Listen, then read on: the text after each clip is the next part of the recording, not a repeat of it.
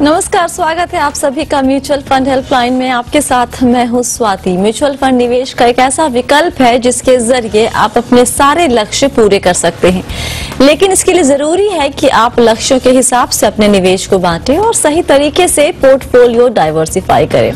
तो क्या होता है पोर्टफोलियो डाइवर्सिफिकेशन और कैसे करें सही निवेश? हर सवाल का जवाब आपको मिलेगा हमारे शो म्यूचुअल फंड हेल्पलाइन में।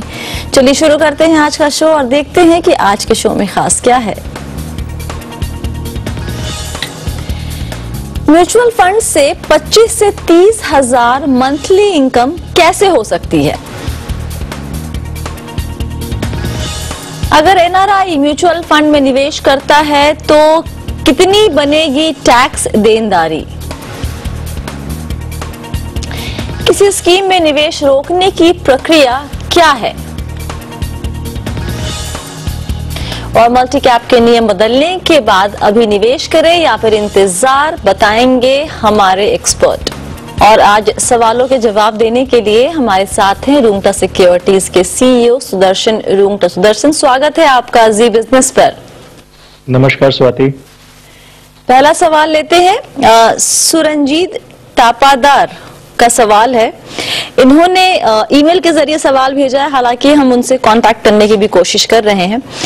इन्होंने किसी axis hybrid mutual fund series 35 में निवेश किया था और एएमसी ने इनको कहा कि रिडेम्पशन हो चुका है 20/8/2020 को और इनके bank account ICICI bank account में पैसे ऑलरेडी पहुंच चुके हैं, लेकिन इनको अपने बैंक अकाउंट में वो पैसे रिफ्लेक्ट नहीं, बैंक अकाउंट में पैसे नहीं दिख रहे हैं। जानना चाहते हैं कि ये किसे कांटेक्ट करें, आईसीआईसीआई डायरेक्ट को करें जिनके थ्रू शायद उन्होंने निवेश किया था, या फिर ये एएमसी से बात करें या फिर अपने बैंक से कांटेक्ट करें? सुदर्शन। स्वाति, आईसीआईसीआई डायरेक्ट जो शायद इनके ब्रोकर रहे होंगे, इनमें उनका रोल बहुत लिमिटेड हो जाता है। मेरी राय में इन्वेस्टर को डायरेक्ट म्यूचुअल फंड से कांटेक्ट करना चाहिए और उनसे पेमेंट के डिटेल्स वो ले लें और उसके बाद वो अपने बैंक से कांटेक्ट कर सकते हैं और उनको इंक्वायरी कर सकते हैं कि ये क्रेडिट उन्हें क्यों नहीं मिला है। आई सपोज उधर कोई ट्रांजैक्शन का मिसमैच हुआ होगा, उसके वजह से ये उनको क्रेडिट नहीं मिला है अभी तक। जो अगर वो अपने बैंक से फॉलो अप करेंगे तो उन्हें कोई जवाब मिल सकता है। ये अगर एएमसी से कांटेक्ट करेंगे सुदर्शन, और तो कोई डॉक्यूमेंट चाहिए होगा इनको उनसे लेना जिसको वो जाके बैंक को दिखाएंगे?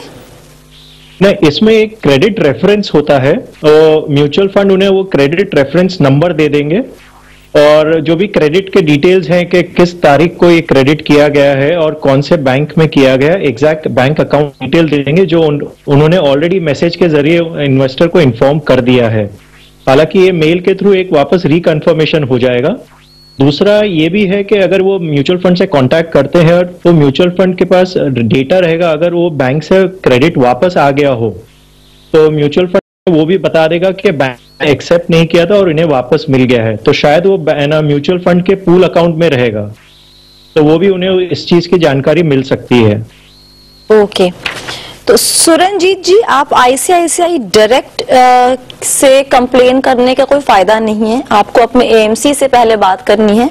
वो आपको क्रेडिट रेफरेंस कुछ देंगे जिसको आप अपने बैंक को दिखाएंगे और उसके बाद वहां से ये मसला आगे बढ़ेगा। आपको मालूम चल पाएगा कि एग्जैक्टली पैसे अभी कहाँ अटके हुए हैं।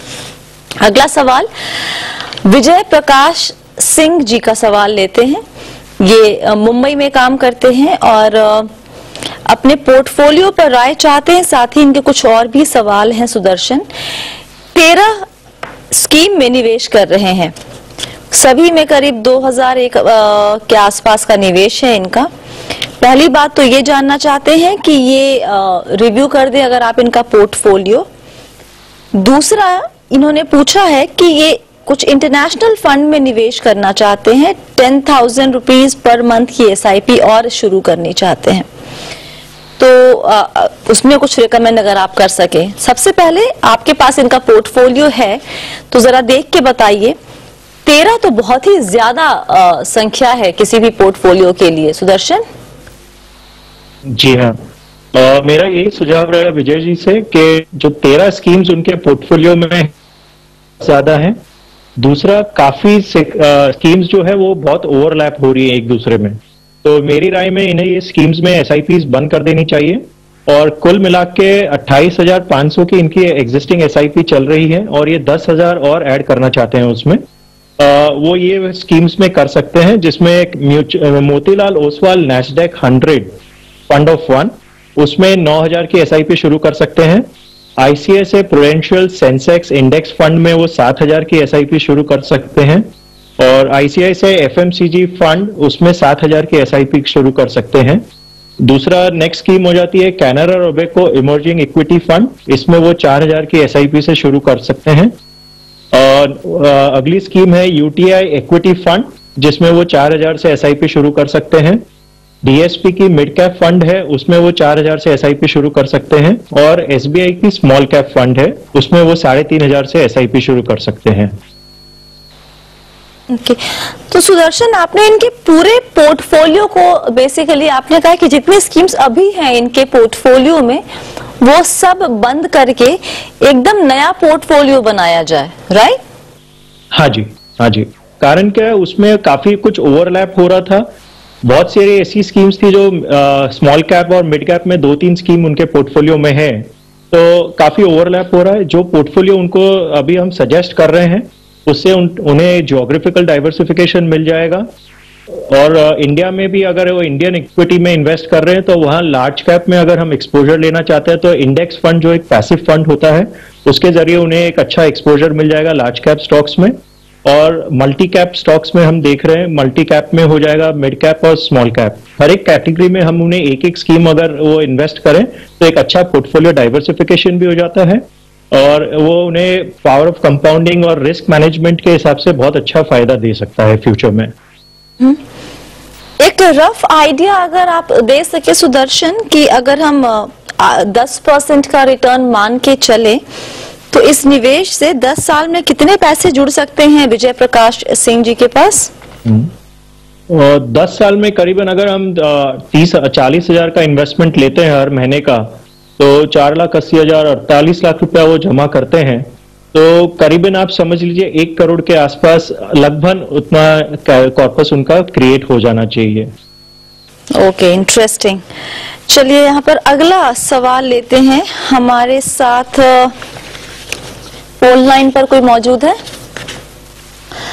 हमारे साथ विनेश मंडालिया जी का हमारे पास सवाल है और ये जानना चाहते हैं, इन्होंने अपना पोर्टफोलियो हमें भेजा हुआ है जो आपने देखा है ऑलरेडी। मस्कट में रहते हैं लास्ट 23 साल से और म्यूचुअल फंड में निवेश जो शुरू किया है वो 2.5 साल से करना शुरू किया है। इनके पोर्टफोलियो में करीब 17 आइटम है, इन्होंने मेल में लिखा 17 आइटम है और इन्हें ऐसा लगता है कि कुछ इनके जो सिलेक्शन है वो सही नहीं है। तो पहला सवाल इनका कि पोर्टफोलियो पे अपनी राय दे दे सुदर्शन। स्वाति, 17 स्कीम्स बहुत ही ज्यादा हो जाती है अपनी पोर्टफोलियो में और अगेन इनका भी पोर्टफोलियो हम देखें तो काफी कुछ ओवरलैपिंग हो रहा है और इन्होंने कोशिश की है कि हर नई कैटेगरी में इनका इन्वेस्टमेंट और इनका प्रेजेंस रहे जो कि सही नहीं है। तो मेरे ख्याल से इन्हें ये स्कीम्स कम करने की चेष्टा करनी चाहिए और जो अभी हम आगे रेकमेंड कर देंगे इन्हें कौन सी स्कीम्स में कंटिन्यू रहना है और कौन से स्कीम्स में नहीं रहना है। तो मेरे हिसाब से इनका जो Aditya Birla medium term fund और एसबीआई लो ड्यूरेशन फंड, ये दोनों में ये अपनी इन्वेस्टमेंट्स को निकाल सकते हैं और इसके बदले वो IDFC bond fund short term plan में निवेश कर सकते हैं। दूसरा जो इनका इन्वेस्टमेंट है मिराई एसेट हेल्थ केयर और Nippon India pharma fund. Okay, आपने जो ये रिडीम करने की सलाह दी है सुदर्शन, एबीएसएल मीडियम टर्म और एसबीआई मैग्नम लो ड्यूरेशन से, इसके पीछे वजह क्या है? स्वाति, इसकी वजह है कि इनका जो पोर्टफोलियो एक्सपोजर है वो डबल ए रेटेड सिक्योरिटीज में काफी है। जो करंट मार्केट सिनेरियो और कोविड सिचुएशन को देखते हुए हम एक्सपेक्ट कर सकते हैं कि इसमें थोड़ा पोर्टफोलियो में प्रॉब्लम्स आ सकती हैं इन फ्यूचर। जो मैं IDFC bond fund short term plan की बात कर रहा हूं उसमें AAA रेटेड पेपर्स हैं, सो वो आज के सिचुएशन को देखते हुए काफी सेफ है इन्वेस्टर के लिए।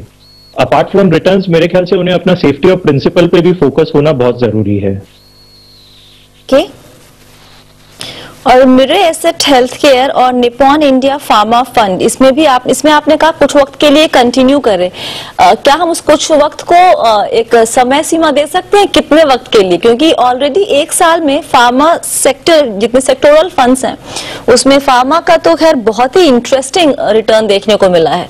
हाँ जी, फार्मा अभी कोविड के चलते हम देख रहे हैं कि फार्मास्यूटिकल सेक्टर में काफी रन अप आया है, और उसमें फ्यूचर में भी जो हम देख रहे हैं कि अगर इसका कोई सोल्यूशन निकलता है, कोई वैक्सीन निकलती है, तो उसमें काफी कंजम्पशन डिमांड रहेगी।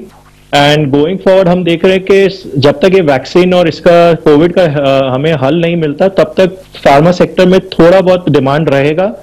दूसरा, ये अपने आप को हिस्टोरिकल वैल्यू के हिसाब से ये काफी रीएडजस्ट कर रहे हैं, जो बीच में काफी डिमांड नहीं होने के वजह से ये डिस्काउंटेड वैल्यू पे चल रहे थे।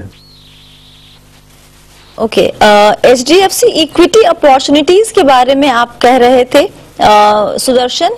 हाँ जी, HDFC इक्विटी अपॉर्चुनिटीज जो जून 2017 में ये स्कीम आई थी, और ये क्लोज एंडेड स्कीम थी जो ये 2020 में मैच्योर हो गई थी। हालांकि मार्केट की सिचुएशन को देखते हुए मुझे लगता है फंड हाउस ने इसे रोल ओवर का ऑप्शन दिया था इन्वेस्टर्स को अगले 18 महीनों के लिए, जो अभी जनवरी 2022 में मैच्योर होगी। और विनेश जी के ना सवाल से पता लगता है कि इन्होंने रोल ओवर का ऑप्शन एक्सरसाइज किया था, तो इन्हें इस स्कीम में बरकरार रहने की सलाह दी जाएगी अभी। और बाकी पूरे पोर्टफोलियो में फिर क्या करेंगे? हमारा सुझाव है कि अगेन ये ICICI Prudential Sensex fund, Parag Parikh long term equity, ICICI Prudential FMCG fund, Mirae asset emerging blue chip और कैनरा रोबेको इक्विटी हाइब्रिड, ये नई स्कीम्स ये अपने पोर्टफोलियो में जोड़ लें, और इसमें वो जो नया SIP करना चाहते हैं वो इन स्कीम्स में करें, ताकि इन्हें ओवरऑल एक मार्केट में अच्छा एक्सपोजर मिल जाएगा, इंक्लूडिंग इंटरनेशनल मार्केट। ओके, इनका निवेश SBI गोल्ड में भी है, आप इसमें रहने की सलाह देंगे, या फिर गोल्ड में अगर निवेश करना है तो फिर SGB is better option? SGB एक बहुत अच्छा ऑप्शन है, हालांकि क्योंकि ये NRI है, ये SGB में इन्वेस्ट करने के लिए क्वालिफाई नहीं होते हैं। इसके लिए इनके लिए सबसे बेस्ट ऑप्शन आज के तारीख में या तो ये गोल्ड फंड में बरकरार है, म्यूचुअल फंड में, और या तो ये स्टॉक मार्केट से गोल्ड ETF खरीद सकते हैं, जो कि उन्हें वापस डीमैट अकाउंट और अपने ब्रोकर का रजिस्ट्रेशन करवाना होगा। इसीलिए इनके लिए सबसे आसान तरीका यही है कि ये SBI गोल्ड फंड में बरकरार रहें। हालांकि हमारी राय के हिसाब से ये अपना जो टोटल SIP का इनका जो पोर्टफोलियो है उसका जस्ट 10% ना एक्सपोजर वो गोल्ड फंड में रखें। हालांकि इन्हें लास्ट एक साल में बहुत अच्छा रिटर्न मिला होगा, एंड गोइंग फॉरवर्ड ये 10% का एक्सपोजर रख सकते हैं गोल्ड फंड में। ओके, चलिए वक्त है आप एक छोटे से ब्रेक का। ब्रेक के बाद विनेश है उनके ईमेल में आए हुए एक सवाल ये था सुदर्शन कि ये जानना चाहते हैं कि जब NRI निवेश करता है तो उसका टैक्सेशन किस तरीके से होता है म्यूचुअल फंड में जब वो निवेश करता है, तो ये सिमिलर होता है जो रेसिडेंट के लिए होता है? नहीं स्वाति, इसमें थोड़ा डिफरेंस है। इन्वेस्टमेंट करते वक्त कोई भी टैक्स इम्प्लीकेशन नहीं होता है। हालांकि जब हम रिडेम्पशन करते हैं या हमें डिविडेंड आता है तो उस पर टैक्स इम्प्लीकेशन है, जो डिविडेंड पे 20% टैक्स है। इक्विटी अगर इन्हें शॉर्ट टर्म गेन्स होता है तो उस पर 15% टैक्स है, और इक्विटी लॉन्ग टर्म में 10% का टैक्स इन्हें एप्लीकेबल होता है। और अगर हम डेट स्कीम्स लेते हैं तो अगर ये इंडेक्सेशन का ऑप्शन होता है, अगर ये क्वालिफाई करते हैं इंडेक्सेशन के लिए, तो उसमें 20% का टैक्स एप्लीकेबल होता है। डेट स्कीम्स में लॉन्ग टर्म और विदाउट इंडेक्सेशन में 10% का टैक्स रेट है, और डेट फंड शॉर्ट टर्म में 30% का टैक्स रेट है। इन्हें याद रखना होगा, इस पे अगर सरचार्ज या सेस इन पे एप्लीकेबल होता है वो भी इन्हें लगेगा। और म्यूचुअल फंड जब इनका रिडेम्पशन देंगे या उनसे उन्हें डिविडेंड का पेमेंट करेंगे, उस समय ये TDS के तौर पे ये कट करके उन्हें पैसा दिया जाएगा।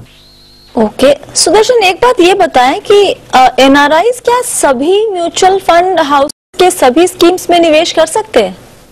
हाँ जी स्वाति, ये इन्वेस्ट कर सकते हैं। हालांकि इसमें कैटेगराइजेशन किया हुआ है US Canada and non US Canada.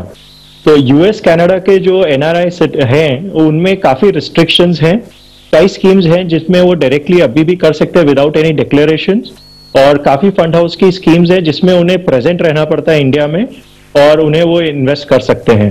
तो डिपेंडिंग ऑन एनआरआई कहाँ बसे हुए हैं उसके हिसाब से उन्हें वो क्वालिफाई करेंगे नहीं करेंगे। बट यस, ओवरऑल अगर हम देखते हैं तो वो इन्वेस्टमेंट कर सकते हैं इंडिविजुअल इंडियन म्यूचुअल फंड्स में विद सर्टेन रिस्ट्रिक्शंस, जो केस टू केस बेसिस पे फिर उसे सॉल्व किया जा सकता है। एक सवाल यहाँ ले लेते हैं, अभ्युदय वर्मा जी का हमारे पास आया था। उन ये जानना चाहते थे कि अगर कोई एसआईपी या निवेश किसी स्कीम में बंद करना है तो ये उसका प्रोसेस क्या होता है?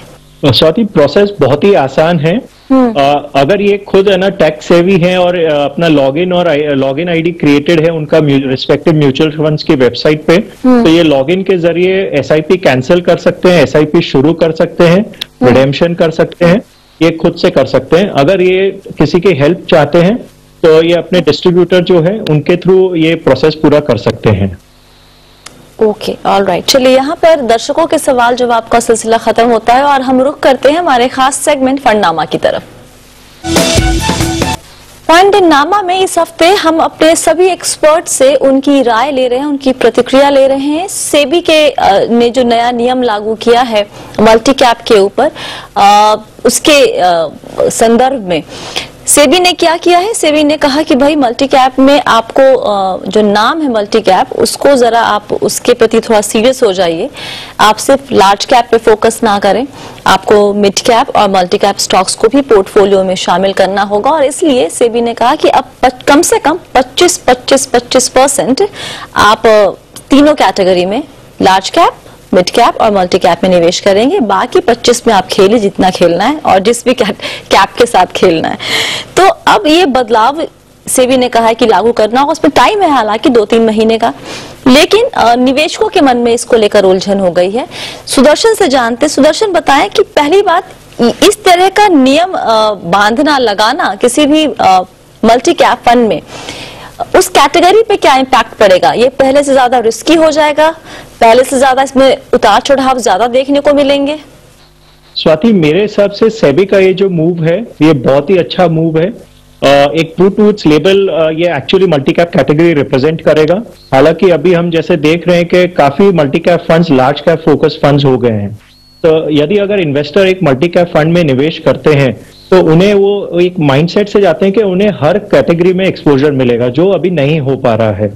तो सेबी का ये मूव बहुत ही अच्छा मूव है, जो एक मार्केट में यस शॉर्ट टर्म में वॉलेटिलिटी दे सकता है और इसमें डिमांड आ सकती है, बट हाउएवर लॉन्ग टर्म में अगर हम देखें तो मिड और स्मॉल कैप कैटेगरी में काफी स्थिरता लाएगा ये, बिकॉज इसमें अननेसेसरी की सेलिंग नहीं होगी और रेगुलर फंड फ्लो आने के वजह से फंड मैनेजर्स को एक ना खरीदना होगा ये सेक्टर में, ये सेगमेंट में।